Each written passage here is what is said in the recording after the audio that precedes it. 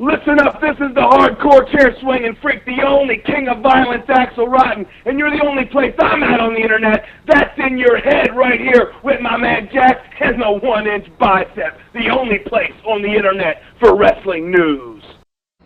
All right, we're back, and we're joined by Ian Rotten. Welcome to In Your Head. Thanks, guys, for having me. Yeah, how you doing, man? Pretty good. Cool. You got a big show coming up for Pro Wrestling Unplugged, August 19th. Fahrenheit show. Yeah, it's opportunity for people to see what's been increasingly more violent feud each time it occurs. This is about the third time in my career that I've wound up feuding with Corporal Robinson over something, and each time it gets worse and worse. I don't know if you can say it gets worse and worse because the first time he almost died. But the violence level each time we keep taking it up a notch, and this time it's panes of glass and Taipei death and steel cage and every imaginable object to cut someone and shred someone that there is. Right. What was going through your mind did you realize he was hurt so bad in that match where he almost died? You thought about it on here too. Oh yeah, I mean he was squirting blood into the third row. Right. I mean he didn't realize he was hurt so bad. Mm-hmm. But he was literally soaking like a 11, 12-year-old kid who had a white shirt on in blood. I mean every time his heart pumped, it sprayed. Right. The cut was just above the temple, and it was just pouring. I mean we've had some pretty bad incidents happen in the Night Mid-South over, our 10-year running of things. The thing with Corporal ranks up there as far as nasty stuff. We had, Mitch Page lose half the side of his head from a grandfather clock. Had a kid named Richard X get third-degree burns on his body from a flaming table. When he hit it, it looked like it exploded. Corporals, I would say from just sheer blood loss was the worst. Mm-hmm. It was just pouring out every time his heart made a beat. It sprayed. And the thing was, it wasn't a bad cut. It was really just where it was. A hole. Right. Yeah, it was a hole at the temple. But every time it nicked that artery in his temple, and every time his heart beat, it would spray. I put my hand over top of his head trying to cut it off, and my white tape was covered in his blood. It looked like OJ just got done with Nicole, and just pouring everywhere. Yeah, that's pretty bad. It was nasty. Right. What's the worst injury you've received in the ring? Just about a year ago, I got a skull fracture from the Tomasellis that almost retired me. I really, it was my, I guess you would say, stubbornness of going from doctor to doctor to doctor to find one to tell me, you'll be all right. They worked out for me, but I really thought I was finished, because I'd stand up and fall down, and I couldn't do anything that was mm-hmm. physical. I couldn't ride a bike. I couldn't wrestle around with my children. I couldn't do anything like that because I would just lose my balance. My equilibrium was totally gone, and I had a bruise on my brain from it, and which was at the time probably my 23rd or 24th concussion along with it. They put a chair on the floor, put my head, and then put a chair on top of it, and did a double stump off the ring apron. Oh, and yeah, and it was just absolutely brutal. I faded to black almost immediately. It's mm-hmm. one of the few times I've been knocked out wrestling. Yep. It was pretty scary because I couldn't do nothing. Mm-hmm. Every doctor I went to said, the next blow to your head, you could be, even though it's not from that, but they would all tell me, you could be talking like Muhammad Ali if you could float another blow to the head. I was like, it's going to give me Parkinson's disease, you know. But you know, the doctors here in Louisville like to bring up Ali when it comes to right. not being able to put your words together and things like that. You know, and it had greatly affected me. I mean, I felt that, you know, I used to be much more articulate in things, and you know, even do better promos and all that stuff. You know, now you know, a lot of times, you know, it takes me a second to put my words together and my thoughts together. Yeah. But you know, I would definitely say that, and Corporal Robinson gave me a double stump off an 18-foot balcony through a table and dislocated my hip in Milwaukee. Wow. And it was supposed to be a splash, but his ass chickened out. And and he double stomped me, and as soon as we hit the ground, I could just feel my right hip just blow out. So you gotta stay away from the double stomps. Yeah, the double stomp is a bitch, you know. I mean, I guess J.C. Bailey's the only one that takes care of me on those things. So. There's somebody here in our chat room, Ryron. He wants to know what your thoughts on the future of Tyler Black. Tyler is an incredible athlete, you know, and has a great future ahead of him. You know, I just don't think, you know, he wrestles enough for us. You know, sometimes he misses dates because he wrestles other places that aren't going to be as beneficial to him as IWA. You know, and I think, you know, give him another year or two. I'm sure Gabe will swipe him up, and you know, you'll see him in Ring of Honor. He's an incredible athlete. Earlier you mentioned grandfather clock in a match. Was that something you guys had planned out, or was it something like a fan brought to the arena? No, Pondo's dumbass bought it at a yard sale. And what had happened is, years ago when IWA first started, Pondo did a match that involved rubbing alcohol. And he was wrestling a guy named Ox Harley. And the guy threw him into the pit, sorry, that's my cell phone ringing. No problem. Guy threw him into the pit, and threw him like you see in a movie where a guy would go down the bar, you know, and right. Pondo's mouth was open and he ate a mouthful of rubbing alcohol. Since then, he can't stand the smell of rubbing alcohol. I mean, it makes you know. It's Pondo's kryptonite. If anything is Pondo's kryptonite, it's rubbing alcohol. Right. And in the match before that, we had used rubbing alcohol, and it was still, you know, on the ring and stuff. And Pondo got a whiff of it, and you know, needed to end the match quickly. And they went to do what they needed to do to end the match. And Pondo hit him with the clock, and it looked like, I mean, literally the side of Mitch's head comes off. You know? Right. I mean, it looked like his ear was hanging. You know. But it wasn't his ear. It was. I turned it off, so it won't happen again. All right, no problem. But it looked like his ear was hanging off. You know, it was really the side of his head. Man, nice. So, anything? Smokes all the time said, "Hey, Mitch Page, you ever got the side of your head back together?" You know? Man, the brains was all hanging out. But I mean, you know, it was crazy stuff. Anything like a fan ever brought you just thought was like too crazy to use? Sometimes fans bring shit with the intentions, I think, of seeing us get hurt. Yeah. You know? I mean, like at Tournament of Death a couple years ago, Pondo taking that bump on those Petzels. You know, that's just, you know, lead poisoning waiting to happen.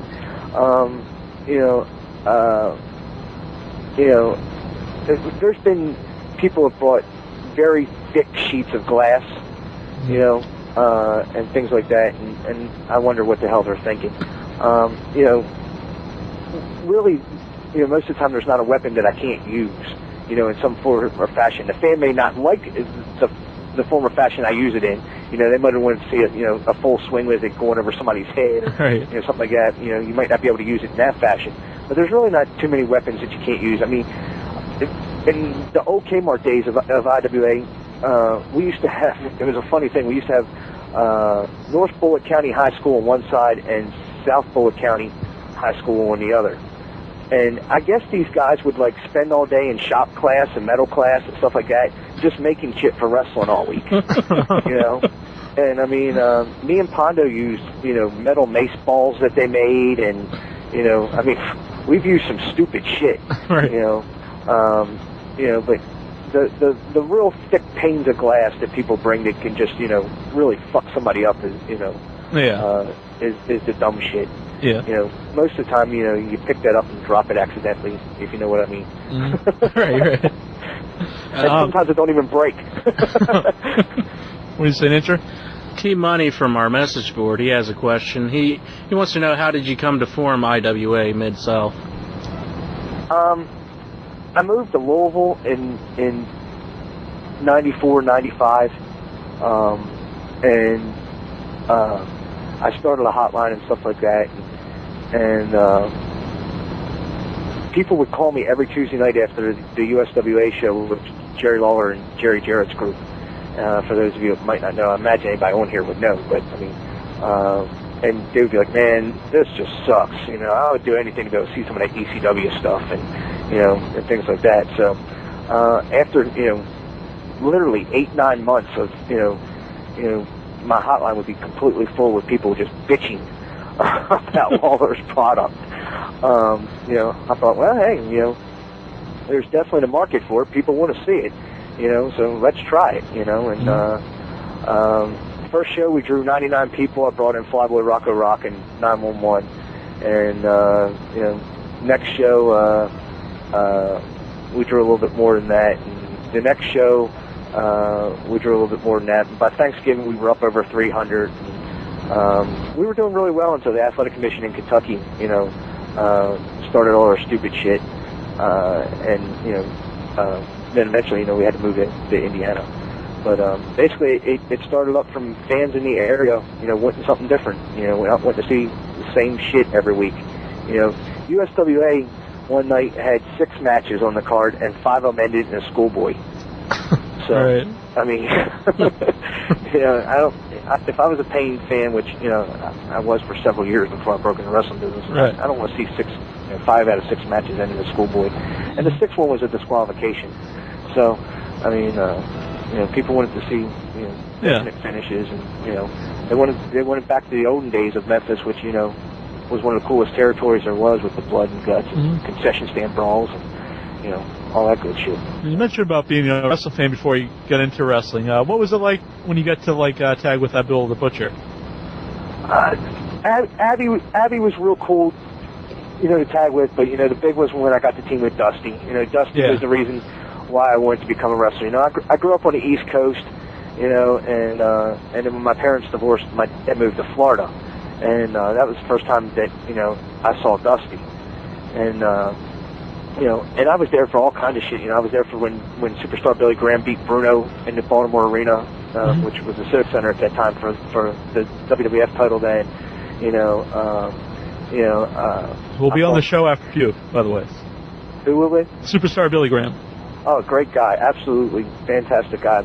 I got to meet him at a Toys R Us figure signing that he had during WrestleMania weekend, and absolutely great guy.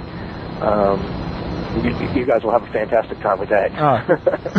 But, getting a team with Dusty, and, getting a team with Terry Funk and Abdullah and Masanaga,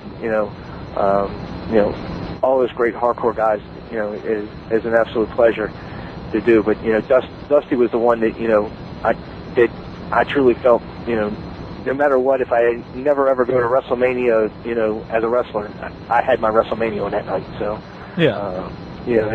and when somebody's your hero and stuff, you just pray to God that they're not an asshole. And he was absolutely great, except for he's a Yankees fan, which I mean, we can't hold that against everybody, but that's just because he's friends with Steinbrenner. Right. But it was absolute pleasure to deal with and be with, and just absolutely made my career complete. But Abby's a different breed of individual, but definitely was fun to team with. Yeah. Someone here in our chat room, Good Bad Ugly Man, he wants to know if you have a good rib story.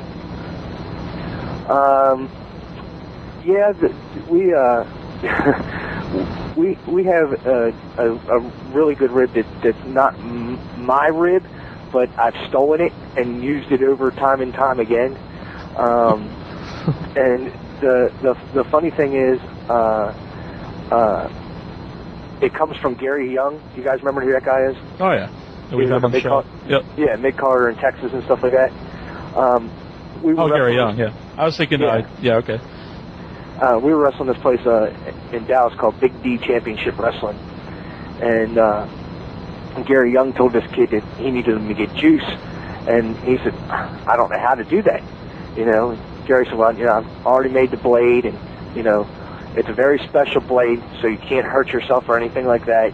You know, until you're ready to do it, you know, don't touch the blade." He goes, "But when you're ready to do it, squeeze the blade real hard.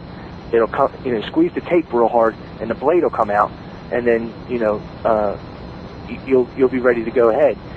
So the time comes, and of all people, it's Bradshaw. It's hitting him in the head with a chair, and Bradshaw hits him in the head with a chair, and you see the kid go down. And he's down there forever, you know, and you know, nothing. And he comes back up. Bradshaw hits him in the head again, and nothing.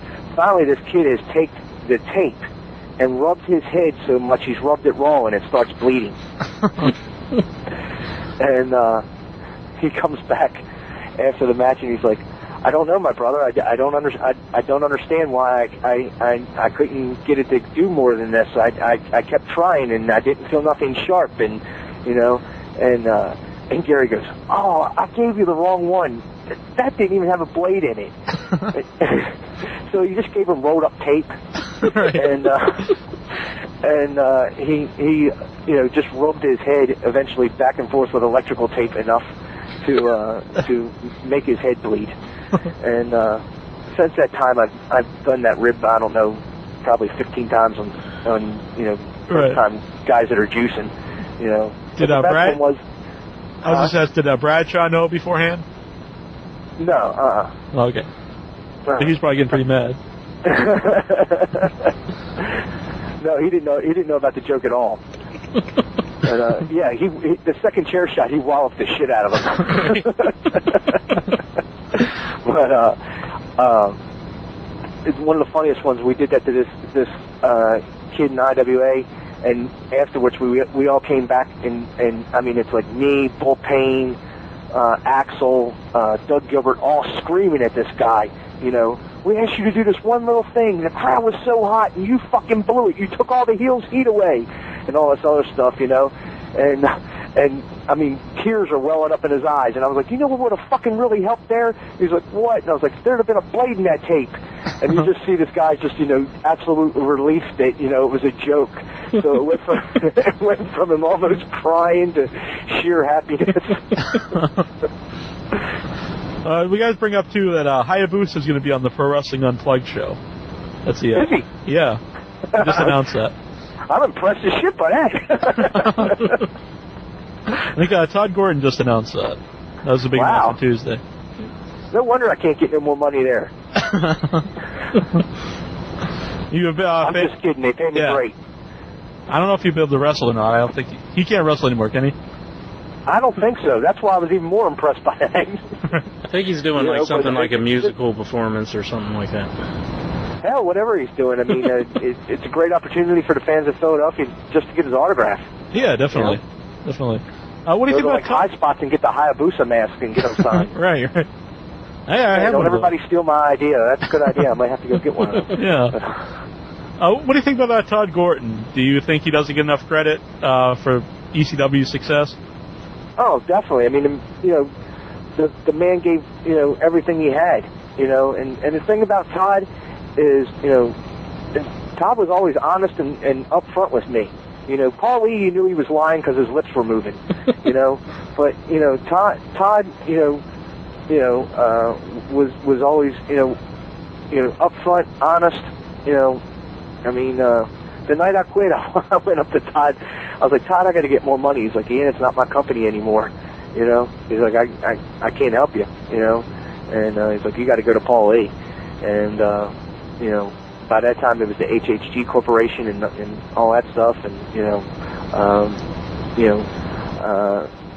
Todd always told me, you know, if I had another company or was doing this and that, I'd be more than happy to have you in. You know, pretty much as soon as he took over, you know, booking with PWU, you know, he called me. So I mean, you know, he's always been upfront with me, you know, and a good guy. I think, you know, if anybody got shafted huge, you know, by Paulie too, it definitely was Todd, you know, especially. You know, considering that thing was his baby, it was his start. You know, you know, Paulie's always the one that gets credit for it. You know, but you know, a lot of fans, you know, and I saw it very well that a lot of fans, you know, thank Todd a lot at like the hardcore homecomings and stuff like that. Yeah, you know, used to be the Todd is God chance. Yeah, you know, Philadelphia fans are you know, some of the best wrestling fans that there is in the world, you know. I mean, because if you're the shits, they're going to tell you you're right. the shits. You know, if you're good, you know, they'll give you credit for you. And the fact that, you know, they know, you know, they're supposed to boo heels and cheer baby faces and, you know, and stuff like that is great also. I mean, I've had fans spit on me at one point at the arena and then want to buy me a beer at the hotel. You know, so, you know, God bless him. You know, but Todd is definitely a fixture of Philadelphia wrestling and the independent scene, and people should be happy to, you know, that he's around. He's definitely good for business. Definitely. You know, and a very fan-friendly, savvy guy also. You know, I mean, it was Todd Gordon who first thought of things like, you know, the Cyber Slam things and you know, that kind of stuff. Right. You know, so. Really get like the internet involved. Yeah, yeah. You know, I don't, you know, I don't know any man that, you know, loves the business anymore. You know, because he certainly hasn't made a whole lot of money at it. So, right. So, you know, but he's put a whole lot of money in. Anything you want to tell the fans out there why they should come to Fahrenheit August 19th for Pro Wrestling Unplugged at ProWrestlingUnplugged.com? You know, I think the thing about PWU is to give fans a little bit of everything. You know, you got a champion in Too Cold Scorpio, who is the most underrated worker, you know, of all time as far as I'm concerned, you know, which is ridiculous. You know, this Friday night in Midlothian, Illinois, we got, you know, Too Cold Scorpio versus Low Key for the first time anywhere. You know, you know, you got a guy like Scorpio who can go out there and do anything you need as far as you know, wrestling with the young guys or wrestling established veteran, you know, and you know, you got some young kids out there that are doing some, you know, really cool to watch shit. I mean, the SATs. You got what's that kid's name? Devin Moore, I believe his name is. You know, who I think is going to be a really good up and comer in the business. Yeah, you know, you got Asset and Cashmere, who always bust their ass. You know, Gary Wolf. If you're blood mark, you know, right. You know, you're gonna get some of that too.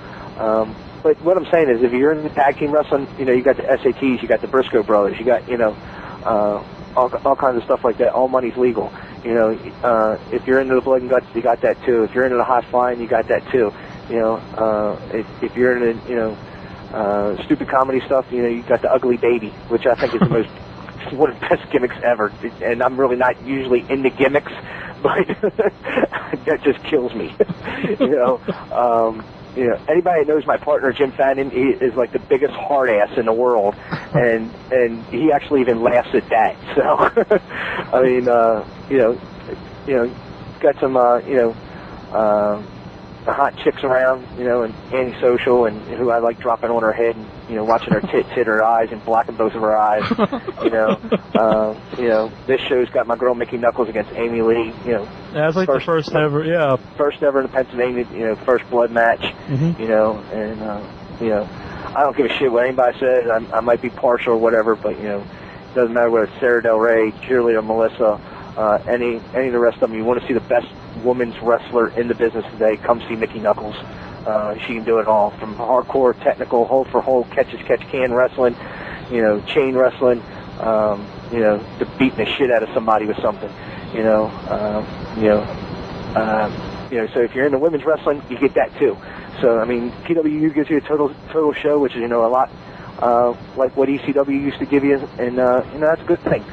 And they don't charge you an arm and a leg for a ticket either. So Right. All right, man. Really appreciate you coming on here. Love to have you back sometime. Hey, anytime. I'm sorry I forgot about you guys in the first half an hour. Oh, no problem. But I get hit in the head a lot and smoke a lot of weed, so I forget shit. Yeah, just like all of our fans. All right, guys. Take care. Thanks, man. See ya. See ya. Yo, this Joking and Fabian from the Black Guy. You listening to InYourHead.com. I'll let you boy.